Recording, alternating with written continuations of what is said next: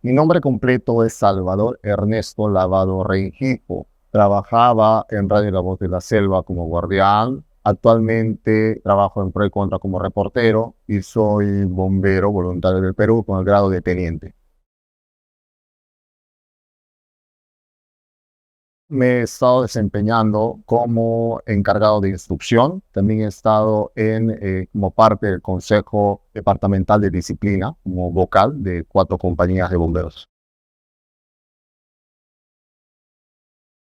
La situación era crítica porque dentro del cuerpo de bomberos también hay personal que era considerado como vulnerable, choferes, personal administrativo, dentro de los mismos bomberos. Había un grupo de compañeros que hacían guardia, que hacían servicio con todos los cuidados necesarios, pero igual muchos también han caído. Nos faltaban medicamentos, básicamente lo que solicitaba la población era la ambulancia para trasladar a las personas a los hospitales para que puedan ser atendidos. Luego, también cuando comenzaron a caer los bomberos ya con COVID, se necesitaban medicamentos. El comandante departamental en esa época, que ya falleció también, Rodolfo Arevalo Curcio, él, por ejemplo, se encargaba de llevar incluso medicinas, alimentos a muchos bomberos que estaban en situación complicada. Y también, por ejemplo, falleció un chofer de la compañía mía, la San Antonio 94. Murieron varios bomberos también, el comandante José Miguel Hidalgo, la capitán ahora Nadia Lozano Villamar,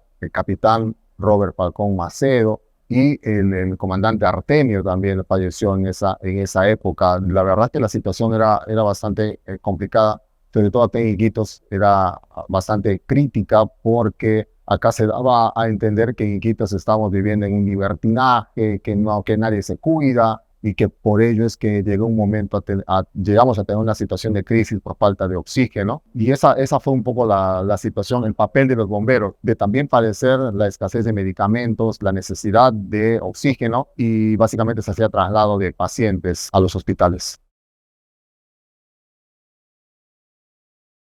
En las compañías había un servicio permanente, un servicio que permaneció, no me equivoco, 4 a 5 meses ahí en el lugar, tienes hasta más. Era una guardia que llegó también un momento en el que han caído, han estado incluso acá en el Sombrero de Paja, que era un lugar también hasta donde llegaban las personas que estaban con sintomatología, eran como internadas ya que los hospitales no se daban abasto. También hubieron bastantes bomberos que entraron en cuarentena, recuerdo, hasta que pudieran superar el periodo en el que te indicaban que estaba el virus en tu cuerpo, que ya podías tener un resultado negativo. En cada compañía había una guardia permanente que cubría estos servicios, básicamente, como repito, de trasladar pacientes a los hospitales. Sí, a nosotros también nos dio COVID porque acá en la casa éramos 2 los que teníamos que hacer las compras, mi hermana y yo. En ese trajín nos llegamos a contagiar, pero fue una situación bastante extraña porque te daban a conocer a través de medios de comunicación que el COVID tiene unas características, por ejemplo, tos seca, dolor de cuerpo, digamos, perdías el gusto y el olfato. En mi caso particular, a mí no me quitó el gusto ni el olfato. A mí me quitó el apetito, sí me daba dolores de cuerpo, la cabeza, pero yo lo asociaba con dengue, porque yo no recuerdo que haya tenido dengue. Entonces, como tiene las mismas características dengue y malaria, tiene las mismas características de sintomatología, que te dan dolor de cabeza, del cuerpo y que sientes que los huesos se te rompen. Entonces, yo tenía esos síntomas, incluso cuando yo comencé a sentir esos síntomas, quise descartar. Yo fui al hospital, yo vivo cerca del hospital regional, pero dije, yo no tengo COVID, porque la sintomatología no eres más. Un día antes de que yo vaya a pasar al hospital, comencé a toser y era tos con flema y te decían, no, el COVID es tos seca. Es más, como yo no había perdido ni el gusto ni el olfato, dije, yo no tengo COVID. Entonces, para descartar, me fui hasta el hospital Apoyo Iquitos, en donde no me quisieron hacer el descarte. La médico me dijo que me vaya al hospital regional porque tenía, según ella, 3 síntomas y era sospechoso de COVID. Me negué, por ahí hice una especie de berrinche, igual no me descartaron, entonces yo estaba con la duda. Hasta recién en el mes yo estoy hablando de abril, entre el 17 y el fines de abril, es que yo estaba con esa sintomatología. Y luego yo recién en junio, exactamente el 29 de junio, me acuerdo del 2020, ya para esto había fallecido mi madre, yo me voy a la compañía porque nos estaban convocando para hacer servicio fuera de lo que estaban haciendo la guardia, los que querían incorporarse, porque ya estaba más o menos, lo de la primera ola estaba en baja. Entonces yo me acerco y me hacen la prueba y salgo con este diagnóstico IgG, que hasta ese momento todavía como que la enfermedad era nueva, no se conocía mucho el tratamiento, entonces IgG no se sabía muy bien. Yo me hice hasta 10 pruebas en diferentes momentos hasta llegar a la primera semana de enero en que me hice una prueba antígena en que recién salí negativo.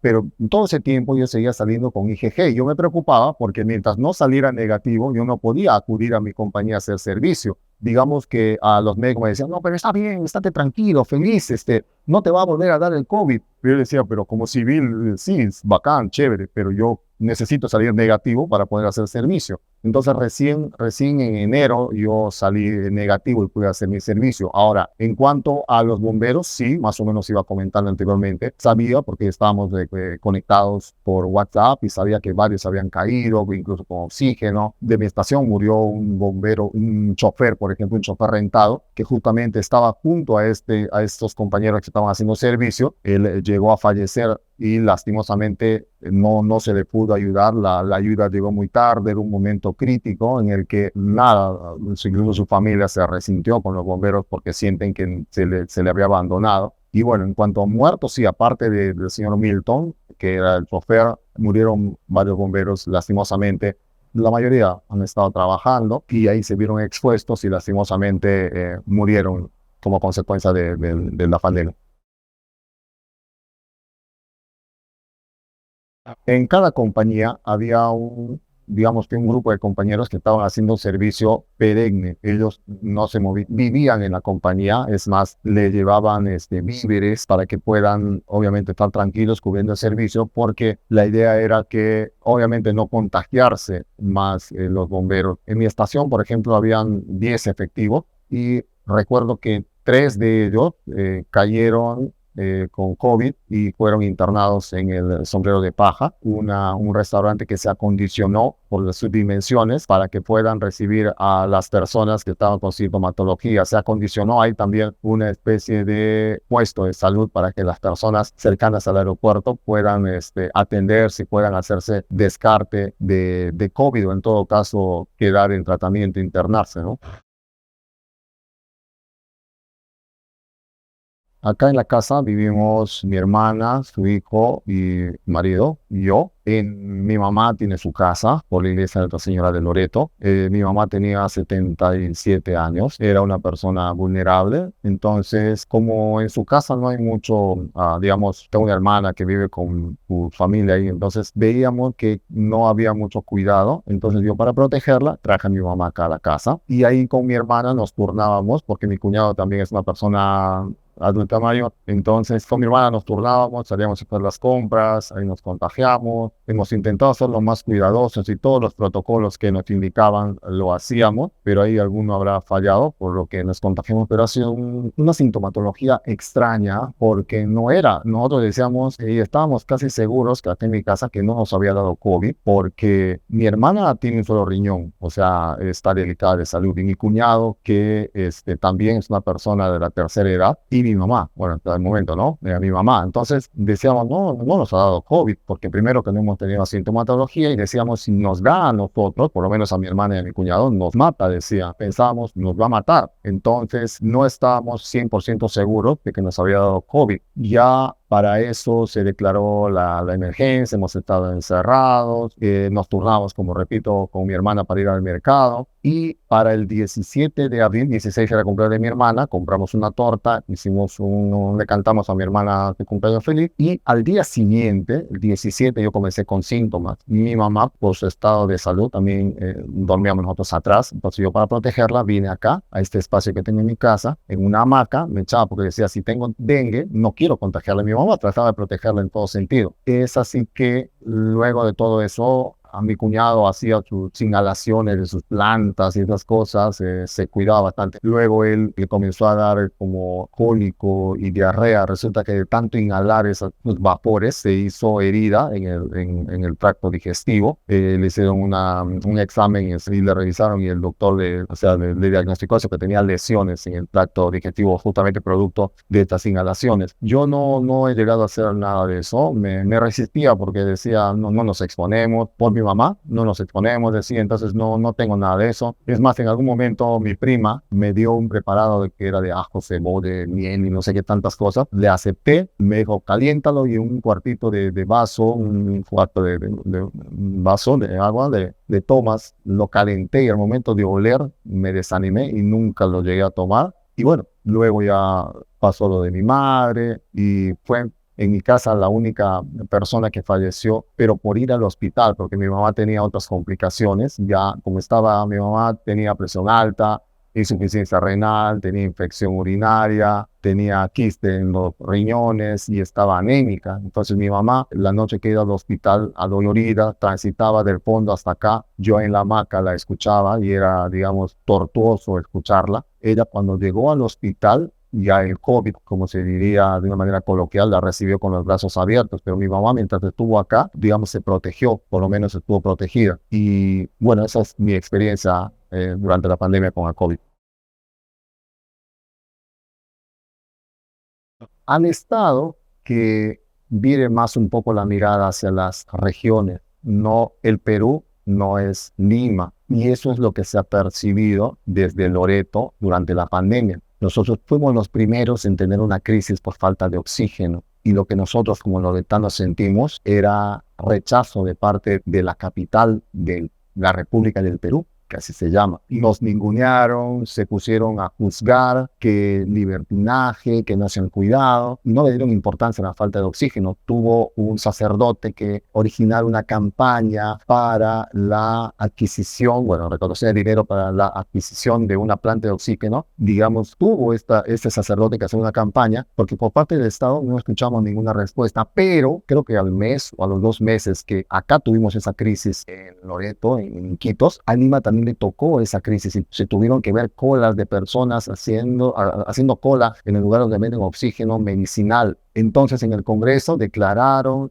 el oxígeno como emergencia nacional, la adquisición. Claro, porque le tocó a Lima. Claro, como en Loreto no somos peruanos, no les importó. Pero cuando ellos ha tocado, sí era de emergencia la adquisición de plantas de oxígeno. Entonces, ese trato desigual, yo creo que el gobierno debería cambiar, debería replantearse sus políticas. Incluso hasta ahora seguimos hablando de políticas de frontera y eso no existen. Igual, desde el centralismo no se hace nada, que también es una plaga porque el regionalismo también tiene su propio centralismo y esperemos que eso cambie. Eso es lo que se podría recomendar a el Estado. Desde la población que, bueno, aprendimos quizás a valorar más a nuestros familiares. Muchos de ellos han perdido la vida, otros que se han salvado. Era desesperante enterarse todos los días de la cantidad de casos de personas que habían fallecido, seres queridos, personas cercanas, vecinos, amigos. Era realmente un apocalipsis lo que estábamos viviendo. Y ni qué hablar de la situación que se pasaban en los hospitales, la tuburización de pacientes que tenían que estar prácticamente como una invasión en todos los espacios de los hospitales, porque ya no habían camas, no había personal suficiente para atender a los pacientes que iban desesperados con una esperanza de vida a los hospitales.